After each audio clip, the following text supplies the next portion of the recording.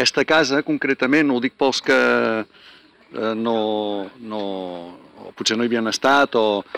va ser construïda per l'avi del Joan Oliver a finals del segle XIX. Això era una masia petita, que és la part antiga d'allà, d'aquestes masies molt pobres que hi havia per aquí dalt, que depenia de la família Oliver, que era una gran família de Castellà, de Can Oliver. I aleshores en aquesta masia els Olivers hi venien a caçar. I tant venien a caçar que al final es van fer aquesta mena de castell, se'n deia el castell, i aleshores hi venien a caçar i una mica a passar l'estiu. Sobretot el pare, l'avi es deia Antoni, per això hi ha un Sant Antoni, el pare es deia el senyor Antonino,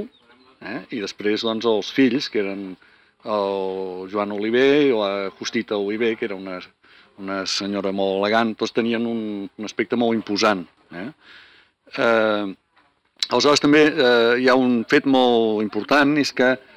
aquí a l'entrar, darrere el portal, a mà esquerra, sortint, hi ha uns bancs de pedra amb unes alzines. És allà que un dia de setembre, em sembla, de l'any 23, es va fundar les edicions de La Mirada, que són unes edicions mítiques.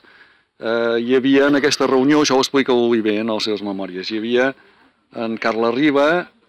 Grau de Liost, Josep Carner, el mateix Joan Oliver, Hermano Viols i Francesc Trabal, que eren els de la colla de Sabadell, els de l'anomenada colla de Sabadell. I allà sí, ara no perquè hi ha gent, però si veniu quan no hi ha gent, us hi asseieu i encara se sent com un fregadís i com uns sospirs, que és aquesta reunió de l'any 23.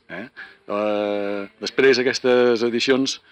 una mica se'n van anar norts, és a dir, gairebé no van arribar mai a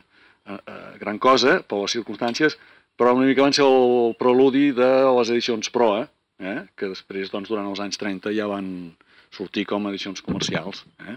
A part d'això també hi van haver, aquí hi havia moltes excursions, el senyor Antonino era president de l'Acadèmia de Belles Arts de Sabadell i aleshores aquí venien els artistes. A dalt hi ha un lloc que es diu la Sala de l'Artista, que hi venia un pintor que es deia Vilacinca, i aleshores tot això d'aquí al voltant està pintat i repintat moltes vegades, es veu encara al Museu de Sabadell. Era un lloc, doncs, es feien també grans sopars amb els artistes de l'Acadèmia de Belles Arts. Sobretot hi va haver un sopar que va ser de comiat d'un pintor que li deien el Fortuny del Vallès, que es deia Estruc, que és aquest autor d'un quadre que es veu molt, que és el quadre de l'11 de setembre, i també hi ha un altre de la Guerra dels Segadors, són amb molta massa de gent i moltes llances i